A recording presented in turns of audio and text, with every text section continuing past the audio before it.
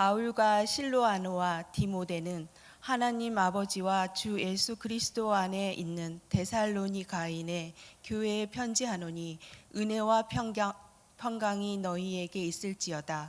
우리가 너희 모두로 말미암아 항상 하나님께 감사하며 기도할 때에 너희를 기억함은 너희의 믿음의 역사와 사랑의 수고와 우리 주 예수 그리스도에 대한 소망의 인내를 우리 하나님 아버지 앞에서 끊임없이 기억함이니 함께 읽겠습니다. 하나님의 사랑하심을 받은 형제들아 너희를 택하심을 아노라. 아멘. 네, 여러분 반갑습니다. 존경하는 우리 김정훈 담임 목사님과 함께 교회를 또 여러분들을 섬길 수 있게 되어서 너무나 큰 기쁨이 있고 또 감사가 있습니다. 제가 하나님이 허락하실 때까지 여러분들을 섬길 건데 제가 다른 건 못해도 여러분들 제 사랑의 마음을 가지고 주님의 사랑의 마음을 가지고 여러분들을 잘 섬기겠다라고 그렇게 하나님 앞에 한번 다짐을 해보겠습니다. 저는 이제 학교에서 지금 이제 사역을 하고 있는데 제가 가장 많이 듣는 질문 중에 하나가 교수님 도대체 목사님 도대체 조직신학이라는 게 뭡니까? 라고 저에게 묻는 일반 성도님들이 많아요. 좀 있어 보이긴 하는데 뭔진 잘 모르겠고 그런 정도의 느낌으로 조직신학이라는 과목을 대하는 것 같습니다. 좁은 의미에서의 조직신학은 우리가 가지고 있는 교리 혹은 우리가 신앙하고 있는 바에 체계를 만들어내는 것이 조직신학이 하는 일입니다. 예를 들면 하나님은 어떤 분이실까라고 하는 것을 일원화시키면은 그것이 이제 신론이라는 과목이 되는 것이고요. 예수님은 어떤 분이실까 하는 과목은 기독론이라고 이야기를 하는 것이고, 교회는 어떤 모습을 가지고 살아가야 하는가, 이것은 교회론이라고 합니다. 제가 가르치는 과목 중에 신정론이라고 하는 과목이 있습니다. 신정론은 인간의 고통에 관한 학문입니다.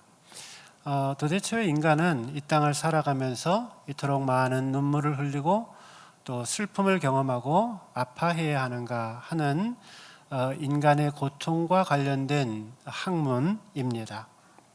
특별히 예수 믿지 않고 또 악한 사람들은 오히려 더 세상에서 번성하고 잘 사는 것 같은데 왜 우리같이 예수를 잘 믿고 믿음도 좋고 또 의롭게 살고자 하는 사람들에게 이토록 많은 고통과 아픔이 있는가라고 하는 이런 질문들을 그 학문은 다루고 있습니다. 오늘 저와 여러분이 상고할 본문의 말씀인 이 데살로니가 전서의 말씀도 의로운 사람들이 당하고 있는 이 고통의 문제, 고난의 문제를 다루고 있습니다. 데살로니가 교회 성도들은 많은 고난을 당하였습니다. 특별히 이중적인 박해가 있었습니다. 로마 사람들에게 박해를 받았습니다. 그리고 동족인 유대인들에게도 또한 박해를 받았습니다. 정상적인 생활을 영위할 수 없었고 목숨을 연명하고 부지하기 위해서 산으로 들어가 동굴로 숨어야 했습니다. 지금도 이 동굴들은 유적지로 남아 있어요. 그래서 이곳을 방문해 보면은 그 동굴들이 마치 개미굴처럼 아주 복잡한 미로처럼 지어져 있는 것을 보게 됩니다. 로마의 군사들이 징벌을 하기 위해서 굴 안으로 들어왔지만은 번번이 실패합니다. 당시에 이 그리스도인들을 척결하고자 로마의 군인들이 한 가지 계략을 내어놓습니다. 식량을 구하기 위해서 마을로 찾아 나선 그리스도인들을 붙잡습니다.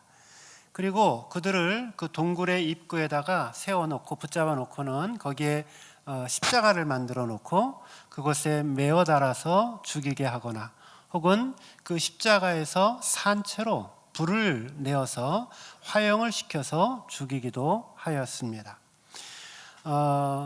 십자가를 단 장소와 또 화형을 한 그 장소의 여러분 한번 주목해 보시기 바랍니다. 어디라고 말씀드렸죠? 동굴의 입구에다가 세워 놓았습니다. 그리스도인들, 자신의 사랑하는 가족들과 형제들과 또 동료 그리스도인들이, 사랑하던 사람들이 함께 있었던 그 동굴의 문 바깥에다가 그 화형을 하고 십자가를 세워 놓았습니다.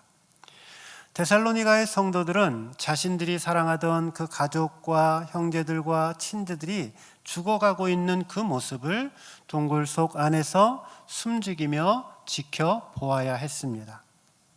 사랑하는 부모나 자녀들이 그 몸이 수일 동안 썩어 들어갑니다.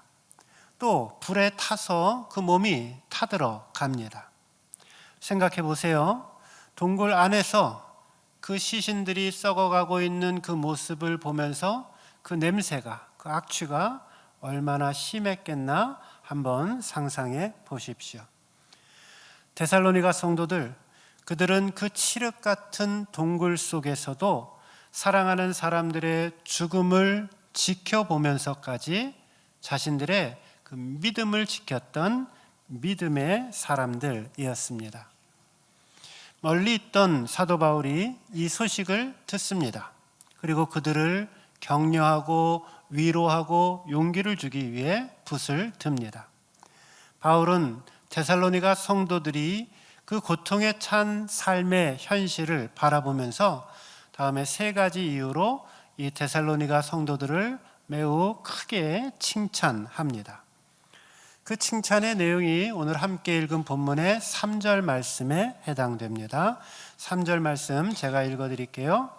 너희의 믿음의 역사와 사랑의 수고와 우리 주 예수 그리스도에 대한 소망의 인내를 우리 하나님 아버지 앞에서 끊임없이 기억함이니. 여기 제가 붉은 글씨로 이렇게 강조해 놓은 구가 있죠. 내용이 있죠. 여기에 보시면은 여러분들한테 굉장히 친숙한 단어 세 가지가 등장을 합니다. 뭐가 등장하죠? 네. 역시 오산교회 성도들은 보통이 아닙니다. 믿음, 소망, 사랑이라고 하는 단어가 등장을 합니다. 그런데 그냥 믿음, 소망, 사랑이 아니라 이들에게는 어떤 믿음이었냐면은 역사하는 믿음을 가지고 있었어요. 또 그들은 그냥 소망이 아니라 인내 가운데 소망을 가지고 있었습니다.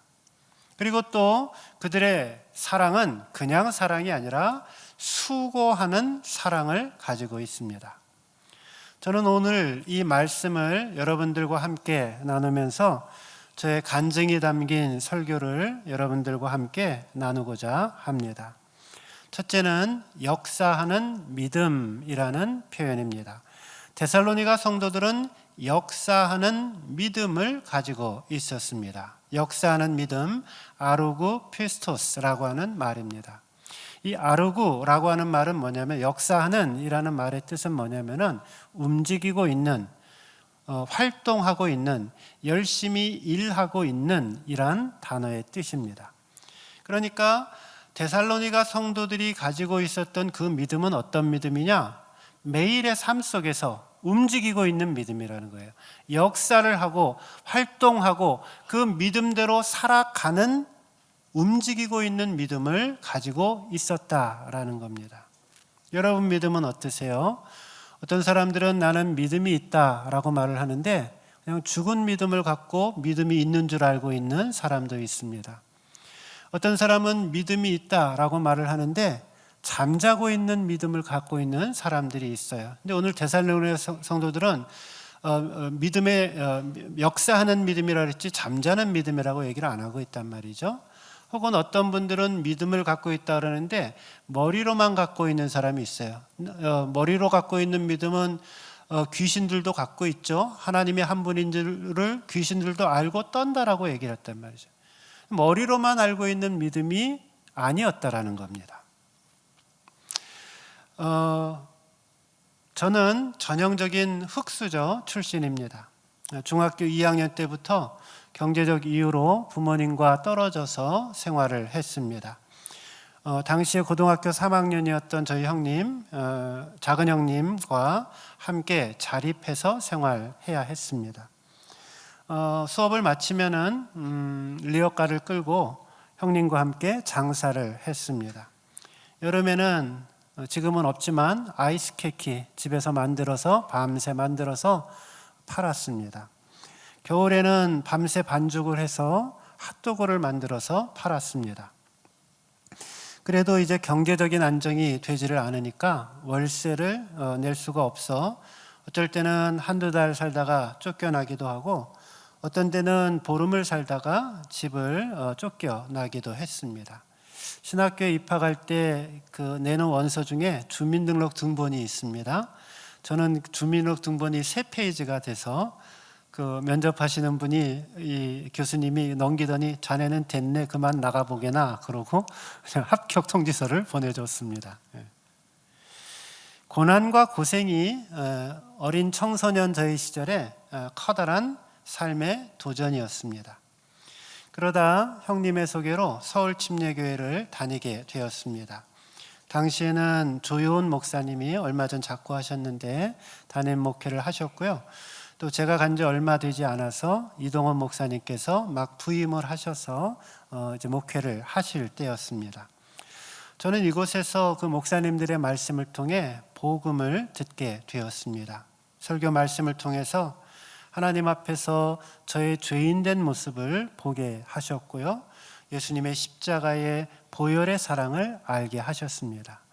내가 곧 길이요 진리요 생명이니 나로 말미암지 않고는 아무도 아버지께로 올 자가 없느니라.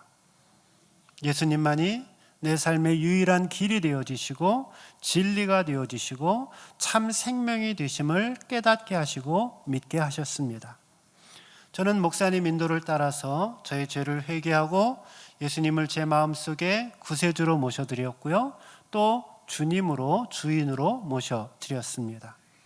그 이후로 예수님은 제 인생의 구세주가 되셨을 뿐만이 아니라 문자 그대로 저의 주인이 되셨고 주님과 함께 새로운 삶을 살아가게 되었습니다.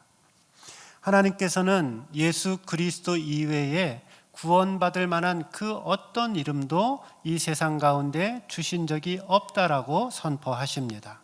오직 예수 그리스도의 십자가와의 은혜와 그 능력만이 우리를 하나님께로 인도합니다.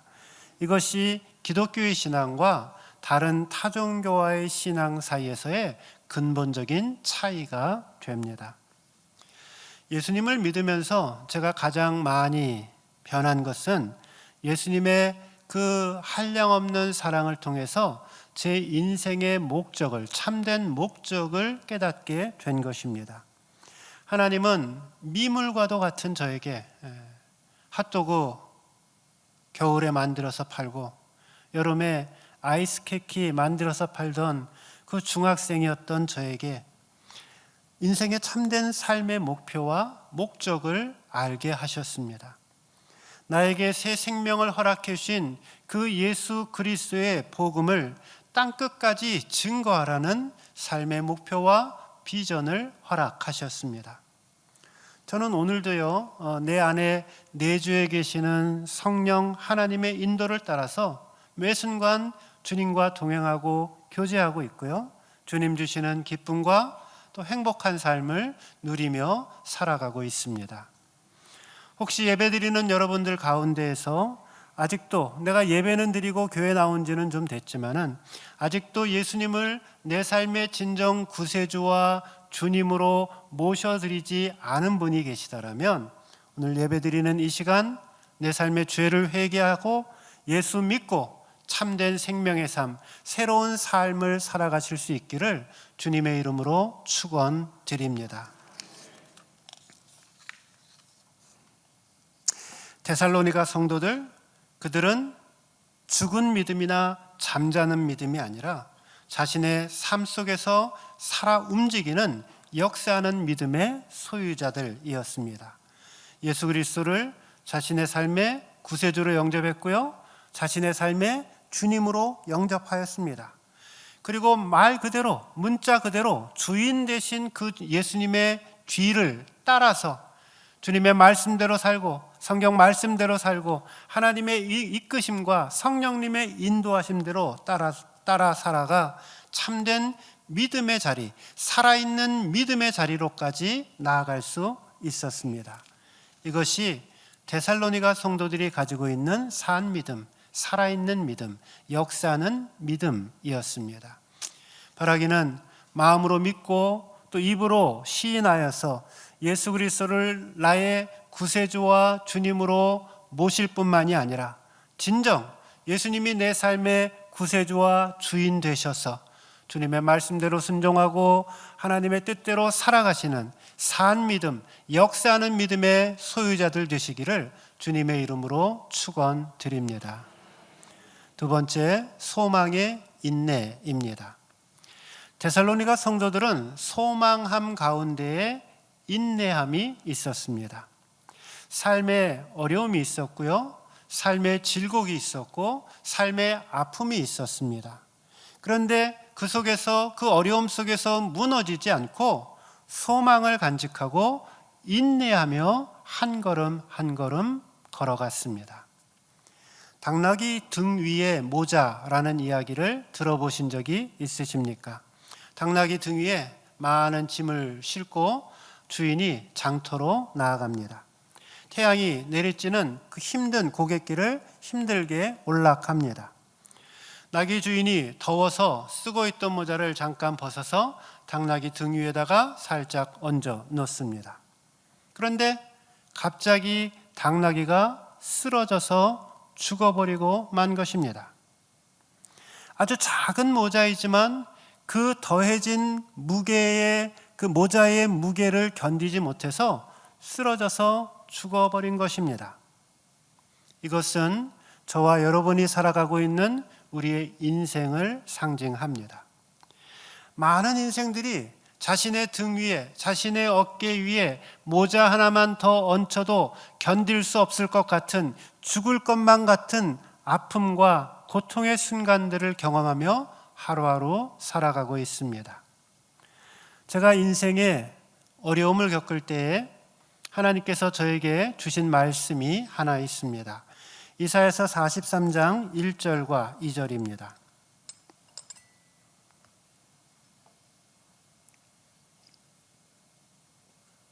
제가 10대 때 목사님이 설교를 하시다 물을 마시면은 그렇게 부럽더라고요. 부러워하지 마세요. 목사 됩니다. 이사야 43장 1절 2절 야곱아 너를 창조하신 여호와께서 지금 말씀하시느니라. 이스라엘아 너를 지으신 이가 말씀하시느니라. 너는 두려워하지 말라. 내가 너를 구속하였고 내가 너를 지명하여 불렀나니 너는 내 것이라. 내가 물 가운데로 지날 때 내가 너와 함께 할 것이라. 강을 건널 때 물이 너를 침몰하지 못할 것이며 내가 불 가운데로 지날 때 타지도 아니할 것이요 불꽃이 너를 사르지도 못하리니. 아멘. 말씀을 요약해서 설명드리면요, 여기 하나님의 모습이 세 가지가 등장을 합니다. 창조자 하나님, 섭리자 하나님, 구원자 하나님입니다. 하나님은 저와 여러분을 창조하신 창조자 하나님이십니다. 하나님은 우리를 그냥 고아처럼 내버려 두지 아니하시고 우리의 삶을 이끄시고 인도하시는 섭리자 하나님이십니다. 또 그 하나님께서는 우리를 종래에 우리의 영혼을 구원하시고 우리를 그 깊은 수렁에서 구원하실 구원자 하나님을 선포합니다. 그 하나님이 저와 여러분들에게 약속해 주십니다. 너는 뭐라고요? 내 것이라. 너는 내 것이라 라고 선언해 주십니다. 그리고 우리에게 너무나도 귀하고 아름다운 약속을 허락하시는데 내가 강을 건널 때 그 물이 너를 침몰하게 하지 못할 것이다. 할렐루야. 내가 불꽃을 사이를 지날 때 그 불꽃이 너를 사르지 못할 것이다. 할렐루야. 오늘 말씀의 제목은 죽을 만큼 아프고 슬플 때입니다. 저는 죽을 만큼 아파 보았습니다. 몇 해 전에 몸에 암이 생겼어요. 그래서 늘 건강하던 저에게 이 암이라고 하는 단어가 무척 생경하고 또 두렵게 느껴졌습니다. 처음에는 이 암이 내 몸에 들어왔다라는 것을 인정하기도 싫었습니다. 분노가, 화가 제 마음속 깊은 곳에서부터 올라오기 시작을 했습니다. 나 열심히 산 것밖에 없는데, 내가 어릴 때부터 주님을 위해서 그렇게 봉사하고 헌신하고 이제껏 이렇게 수십 년 동안 달려오고 그렇게 여지껏 이렇게 살아온 것밖에 없는데 결국 이렇게 산 결과가 이 모양이구나. 이렇게 투병하다가 죽을지도 모른다라는 생각을 하면서 힘들고 어려운 시간을 보냈습니다. 그 기간 동안 저는 2번의 수술을 받았고 또 제 몸이 견디어낼 수 있을 때까지 약 2년 조금 넘게 항암 치료를 받았습니다. 항암 치료는 언제까지 받는지 아세요? 여기 암 투병하신 분들도 좀 계실 거라고 생각을 하는데, 항암 치료는 그 사람의 몸이 견딜 때까지 받는 게 항암 치료입니다. 저에게 찾아온 뜻밖의 어려움이었지만 사실 저는 이 기간 동안에 하나님의 사랑을, 주님의 사랑을 오히려 더 깊이 묵상할 수 있었습니다. 이 기간 동안 제가 가지고 있는 믿음도 조금 더 자란 듯 그렇게 생각됩니다.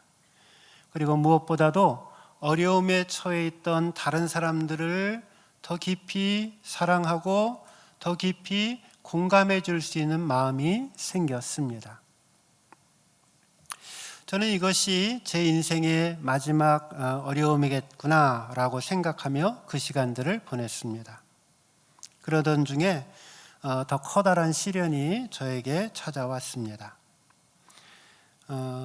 외동이었던 저의 아들을 갑자기 하나님 품으로 올려보내게 된 것입니다. 저는 이것을 제 인생을 살면서 한 번도 상상조차 해보지 못했던 그런 일이었습니다. 죽고 싶을 만큼 커다란 시련이 저와 또 제 아내에게 찾아온 것입니다. 하나님께서 아이를 불러가셨을 때의 나이가 26이었습니다.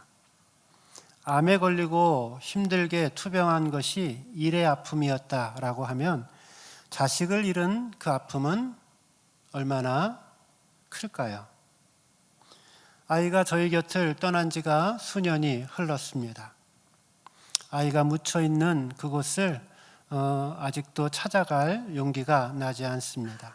아직 한 번도 제 아이가 있는 곳을 가보지 못했습니다. 저의 인생의 시계는 멈추어져서 더 이상 흘러가지 않는 것처럼 느껴졌고 또 제 심장의 한 부분은 이미 정지된 것과도 같은 그런 감정을 느낍니다. 지금도 아이를 떠나보낸 계절이 다가오면은 몇 주간 동안 제 의사와 저희들의 의지와 상관없이 몸이 심하게 아파옵니다. 그때 느꼈던 삭막한 공기 또 차가운 바람이 아직도 생생하게 몸으로 경험되기 때문입니다. 저와 제 아이의 관계는 매우 남달랐습니다. 아이는 어렸을 때나 청년의 시기에나 세상에서 가장 존경하는 분은 누구냐 물으면 사람들 앞에 서슴없이 아버지입니다 라고 이야기를 했습니다. 제가 불행한 유년기를 보냈기 때문에 제 아이만큼은 잘 키우고자 하는 그런 마음이 컸습니다. 헤어질 당시 UCLA를 졸업하였고 한 대학원에서 국제정치학을 전공하고 유엔에서 봉사할 것을 꿈꾸며 준비하고 있었습니다. 또 그 꿈을 이루기 위해서 저의 조언을 받아서 통역장교 시험을 준비하고 결과를 기다리고 있던 때였습니다. 아이러니하게도 아이의 산소 호흡기를 떼는 날 그 통역장교 합격 소식이 날아들었습니다. 제가 그 통지서 받아들고 하나님 앞에서 얼마나 서럽게 울었는지 모르겠습니다. 원인이 밝혀지지 않은 갑작스러운 죽음이었습니다. 저와 제 아내가 이 세상에서 아이와 마지막 이별하는 날 썼던 짧은 글이 있어서 여러분들께 소개해 드립니다. 주연이를 사랑하는 모든 분들께 오늘 주연이가 최종적으로 뇌사 판정을 받고 하나님 품으로 돌아갑니다. 오늘 저녁 8시에 가족들이 모여 함께 인정 예배를 드릴 것입니다. 그 후에는 호흡기를 떼고 장기 이식 수술을 하도록 예정되어 있습니다. 의학적으로 뇌사는 죽음이라 하지만 곁에서 몸을 만지면 아직도 따뜻하고 또 가지런히 숨쉬는 것을 보고 있으니 몸에 칼을 대는 것이 안타까운 마음입니다. 주연이에게 언젠가 엄마 아빠 죽게 되어 뇌사 상태가 되면 그냥 방치하지 말고 장기 기증하고 화장해 달라는 이야기를 한 적이 있습니다. 주연이가 먼저 갈지는 몰라서 의견을 물어보지는 못했지만 아마도 저희와 같은 마음을 갖지 않았을까 애써 위로해 봅니다. 이제 주연이가 자신의 장기를 사람들과 함께 나눕니다. 7명의 사람들이 이 일로 새 삶을 살게 되어 감사합니다. 오늘 밤부터 내일 새벽까지 수술이 집도되는 동안 저나 제 아내의 마음이 너무 많이 아프지 않도록 기도해 주십시오. 저는 우리 주연이가 짧지만 참 멋지고 아름다운 인생을 살아갔다라고 생각합니다. 그동안 주연이의 생명을 위해 기도해 주신 모든 분들께 감사를 드립니다. 자식을 먼저 보내는 것, 물론 보통 사람들이 일상적으로 하는 경험은 아니라고 생각됩니다. 그렇지만 저는 저만이 이 세상에 있는 모든 고통을 다 지고 가고 있다라고 생각하지도 않습니다. 누구나 저마다 인생의 삶의 무게가 있습니다. 인생을 살아가면서 사연이 없는 사람이 어디 있겠습니까? 마치 당나귀 등 위에 모자 하나 더 얹혀져도 쓰러져 죽을 것만 같은 저마다의 삶의 무게가 있습니다. 때로는 죽을 만큼 몸이 아플 때도 있습니다. 또 때로는 죽고 싶을 만큼 슬픔을 경험할 때도 있습니다. 그러나 사랑하는 성도 여러분, 오늘 꼭 기억하시기 바랍니다. 그 어려울 때가, 그 눈물 날 때가, 그 힘들 때가 진정 나의 믿음을 발휘할 때라는 것을 기억하십시오. 결코 쓰러지지 마십시오. 결코 포기하지 마십시오. 하나님께서 저와 여러분을 지명하여 불렀다 약속해 주십니다. 너는 내 것이라 선포해 주십니다. 내가 비록 강을 건널 때에도 그 강물이 너를 침범하지 못하게 할 것이다 라고 약속해 주십니다. 내가 불꽃 사이를 지나갈 때라도 그 불꽃이 결단코 너를 사르지 못할 것이라고 약속해 주십니다. 데살로니가의 성도들처럼 소망 가운데 인내하십시오. 불타오르는 형제들의 살레움을 맡으면서도 결코 믿음을 포기하지 않았던 그 데살로니가의 성도들처럼 부활의 소망을 간직하고 믿음의 선한 싸움을 끝까지 살아가실 수 있기를 주님의 이름으로 축원드립니다. 마지막 세 번째, 사랑의 수고입니다. 데살로니가 성도들은 사랑의 수고가 있었습니다. 사랑의 수고라고 이야기를 하죠. 수고, 코포스라는 말이에요. 매우 구체적이고 물리적인 단어입니다. 채찍으로 때리다라고 하는 코프트라고 하는 단어에서 왔습니다. 따라서 이 수고는 단순한 수고가 아니에요. 고통을 동반하는 매우 힘든 수고를 가리킵니다. 더군다나 이 코포스는 현재 진행형입니다. 즉, 한 번의 수고가 아니라 계속되어지는 수고, 엄청난 고통을 동반하고 있는 지속적인 수고를 가리킵니다. 예수님께서 우리의 죄를 위해서 채찍을 맞으실 때 코프트라고 하는 말을 사용했습니다. 사도 바울이 복음을 전하기 위해서 자신이 겪은 그 수많은 고생을 이야기할 때 역시 이 수고라는 단어를 사용했습니다.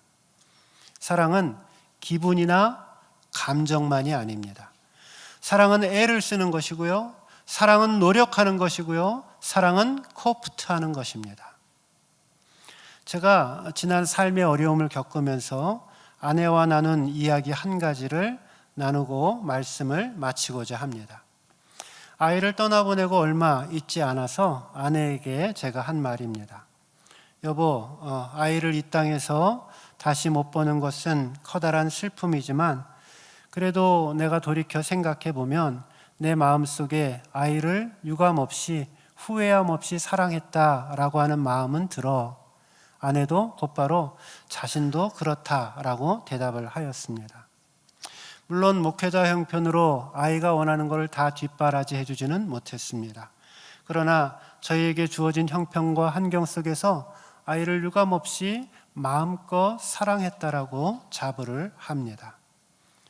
제가 믿고 있는 하나님은 사랑의 하나님입니다. 저는 특별히 저의 아이를 떠나보내고 나서 하나님의 사랑을 더 깊이 알게 되었습니다. 독생자, 그 아들 예수를 저와 여러분들을 위해서 죽게 하신 그 하나님 아버지의 그 사랑의 깊이를 조금이나마 몸으로 알게 되었습니다. 하나님은 사랑이십니다. 삼위일체 하나님은 본질상 저와 여러분이 만들어지기 전부터 아예 원래부터 사랑 자체이신 분이십니다. 성부와 성자와 성령이 셋이 되면서 하나가 되어지고 사랑으로 똘똘똘똘 뭉쳐진 문자 그대로 사랑의 하나님이십니다. 여러분 마음을 한번 살펴보십시오. 혹시 나는 하나님을 열심히 믿는다라고 얘기하고 나는 하나님을 잘 믿는다 이야기하면서 내 마음속에 하나님의 사랑으로 가득히 차 있지 않고 오히려 내 마음에 미움이 있고 내 마음에 분냄이 있고 내 마음에 짜증이 있고 내 마음에 비판이 있고 누구를 향한 원망으로 내 마음이 가득 차고 있다라면 스스로에게 질문해 보세요. 나는 도대체 어떤 하나님을 믿고 있는 것인지를 한번 질문해 보시기 바랍니다. 사랑하는 성도 여러분, 저와 여러분 모두는 어느 순간 인생의 마지막 날을 맞이하게 될 것입니다. 그 인생의 마지막 날에 내가 조금 더 용서하며 살 수 있었을 텐데, 내가 조금 더 품어주며 살 수 있었을 텐데, 내가 조금 더 사랑하며 살 수 있었을 텐데 후회하면서 내 인생을 마감하지 않기를 바랍니다. 바라기는 저와 여러분 모두가 내 인생 그 마지막 날에 하나님께서 나에게 허락해 주신 그 모든 사람들, 가족들, 형제들, 친제들, 또 그리스도 안에서의 교우들, 회사의 직장 동료들, 하나님께서 우리에게 허락해 주신 그 모든 사람들을 후회함 없이 사랑하시고 아낌없이 사랑하셔서 담대하게 하나님 앞에, 사랑의 하나님 앞에 서실 수 있기를 주님의 이름으로 축원드립니다. 사랑의 아버지 하나님, 이 시간 특별히 몸이 아픈 지체들을 위하여 하나님 앞에 기도합니다. 하나님, 그 아픔과 그 어려움 속에서 당하고 있는 그 힘듦을 아시오매 치료에 하나님께서 치료의 광선을 내어주셔서 그 아픈 환부들을 온전히 치료하여 주시고 나음 얻어 회복되어지는 역사가 있게 하여 주옵소서. 상실의 아픔과 이별의 아픔으로 고통받으며 힘들어하고 있는 지체들이 있습니까? 주님 찾아가 주셔서 그 마음 위로하여 주시고 함께하여 주시는 하나님, 일으켜 세우시는 주님과 함께 승리케 하여 주옵소서. 예수님의 이름으로 기도드렸사옵나이다.